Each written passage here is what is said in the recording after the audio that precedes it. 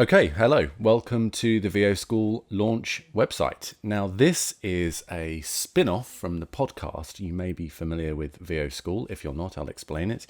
This is a podcast that I started about 3 years ago now, and we cover everything you need to know to get started in VoiceOver. Starting in episode 1, it works sequentially through to 50-something episodes we've got out there now. And there's over 60 hours of content just devoted to VoiceOver. And each episode is a different subject, and it builds and builds and builds so that you get a fairly good overview of the industry and how everything operates.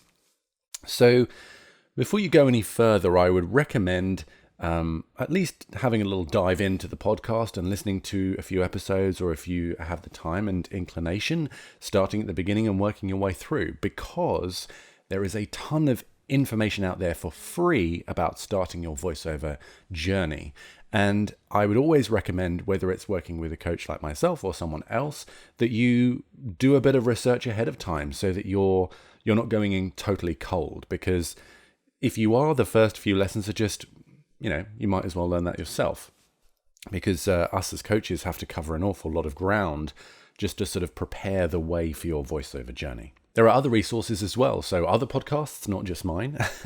So do a little research online to find those. There's YouTube channels, blogs, websites, tons of free information out there that you can do a bit of research on. And also check out social media. There are tons of Facebook groups devoted to VoiceOver that you can start joining and interacting, and just even if you don't want to interact, you can just start absorbing this content. Now, coming back to why you're here. I have started coaching as a result of people asking me to do it, basically. I used to teach the drums back in the day, and I actually loved teaching, and it wasn't really part of my plan, my VoiceOver plan, to do this because I'm a full-time voice actor. But I found when I have the time to do it, I really love teaching. So this is my first foray into teaching. I started about a year ago, and I've had a great time. And I've had people ask very, very specific questions about how I work and what I do. So this is my attempt to, again, prepare the way a little bit and explain my ethos as it relates to coaching and the unique things that I do and why you would come to me versus someone else. Now, first of all, there are some fantastic coaches out there and fantastic specialist coaches too. That is not what I am. I help people to get started in the industry. I am not going to hold your hand for the next 3-4 years and walk you through every step of the process. Because I just don't have time to commit to people full time like that. I primarily am a full-time voice actor. But B, that's not my area of expertise. There are people who focus on commercial voiceover, who teach commercial only and promo only and animation and video games and corporate narration and all that kind of stuff. And it's worth you getting specialist advice from those people. Where I fit in is I help people get started. That is what I love doing. I like seeing someone come into this industry with the enthusiasm to push themselves and learn and break into a new career.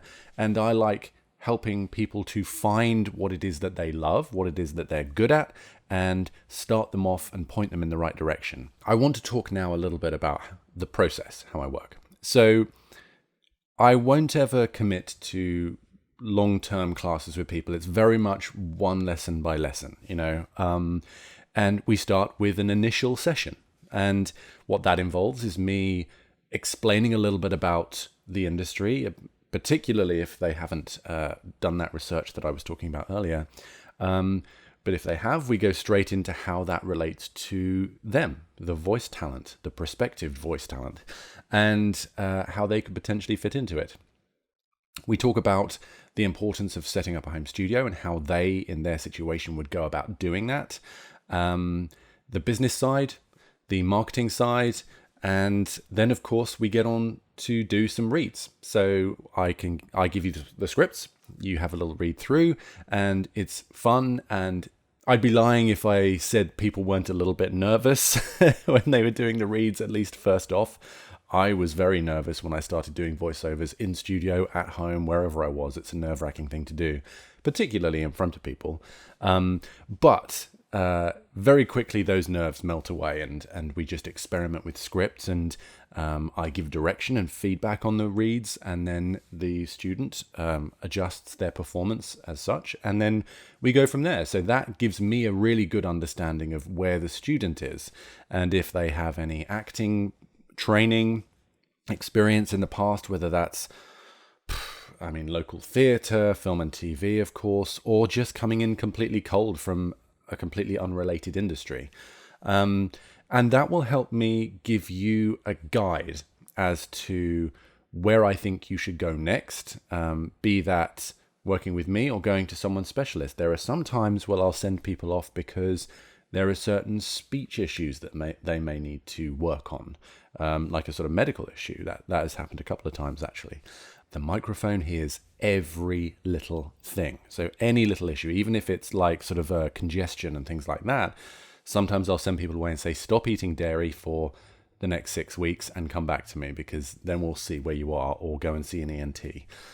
So there's lots of reasons why just having a rigid format for we're going to do this on lesson 1, this on lesson 2, this on lesson 3 is not actually the correct approach. And I found that out by just doing it, because I did start that way. I was thinking I'm going to have a 15-step process and we're going to go through everything in those 15 lessons. But everyone is in such a unique position that it doesn't work that way. Now, after the first lesson, I will send you away with a ton of things to do and at least get started with, because there are things that I believe you should get going with day one of thinking I want to be a voice actor, irrespective of where you are in the process. And they will pay you back in a year or two's time. So you will be glad you started when I suggested you do this. That is to do with practice, working on your instrument, your voice, working on your skills as a voice actor or an actor in general, learning about how to record yourself, beginning the marketing journey and working on your social media. These are big things that you will benefit from years down the line when you're actually in a position to book work and work with people. And a whole bunch of other things that I'm not going to give it all away now. We don't have time.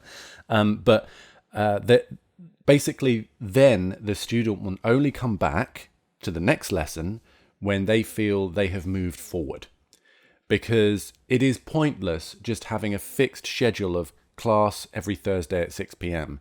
for the next 6 weeks if you're not progressing throughout those 6 weeks. The last thing I want is for you to finish up a course of lessons and still be at zero with a whole mountain of things to do. That is overwhelming. Doesn't make any sense. So everyone takes their journey a different route. So I only want you to move to the next lesson until you've moved forward. So that I can basically realign you in your journey if you've drifted off somewhere or you haven't achieved something. We can, reassess where you are. Of course, you're not going to get everything done that I send you away with, and my expectations may not match the reality of your life situation, but it's a constant realigning, refocus, and until you're sort of moving forward with, self-generated momentum. That's generally my approach. And once I get to the point where I think you've got a good basic understanding of where you are and what you do, and you're able to produce audio at home and you can give reads that work well, and you feel comfortable as well, I will then send you either out into the world to just get started with this thing, and or work with other specialist coaches. Now, I do want to address one thing, that I have turned a lot of people away for coaching because I don't think it is necessarily the right thing for them at that time.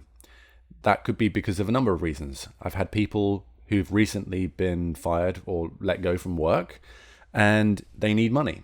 And the last thing the last position that you should be in when starting a voiceover career is A, broke, and B, needing quick money. Because let me disavow you of this notion right away. There is no quick money in voiceover.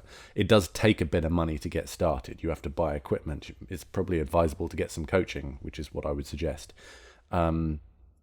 you have to maybe pay for certain subscriptions to things and stuff like that. So demo production, ultimately, not immediately, ultimately, this stuff costs money and it takes time. So I send those people away to get a job, because you need to go ahead and get work. You need to feed your family. You need to pay your rent or your mortgage. This is not the way to do that. So anyone that says, I can promise you certain amount of money each month, each week, whatever, they're lying to you, because there are no guarantees in this industry whatsoever. There are also some people who this industry is just not a good fit for them. Personality, lifestyle, whatever it is, it just doesn't gel. It's a very up and down industry, particularly when you're getting started. Things change a lot. You work on your own a lot. Certain voices become popular and certain voices drift out of style for whatever reason. So there is a lot to consider when you're getting started, and I will be honest with you in a gentle, kind way. But I'm not interested in pulling the wool over anyone's eyes. Do you guys use that expression over here? I think you do. Anyway, that you can figure out what that means if you don't know. So yes, that is my general ethos for what I cover, at least at the start, my approach to working with new students, and what I think you should do in advance of the lessons, because, like I say, you want to, coaching ain't cheap, and you want to make the most of any session you have with me or any other coach. And yeah, I will be sending you off to other coaches who are fantastic, who are specialists in what they do, and I will advise certain things you can do even in your local area, even if you're in a little bit of a rural area. I've got some tips and tricks for that too. But yes, so check out the VO School podcast, check out other blogs and other podcasts and YouTube channels. VO Buzz is very good. And let's get started on your journey.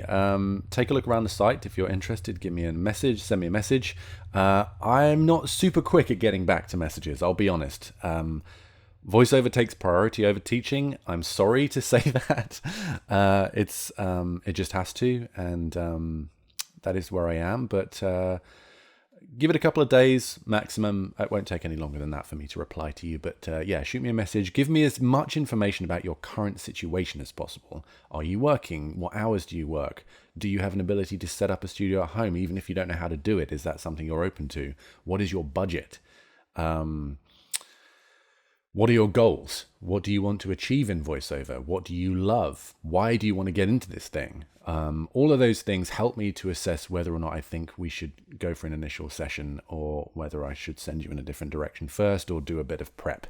So yeah, sorry this was a bit of a meandering conversation, one-sided conversation. I just have a lot to get out, and hopefully this will better prepare you for the beginning of your journey with me or with someone else. So thank you again, and I will speak to you soon. Bye-bye.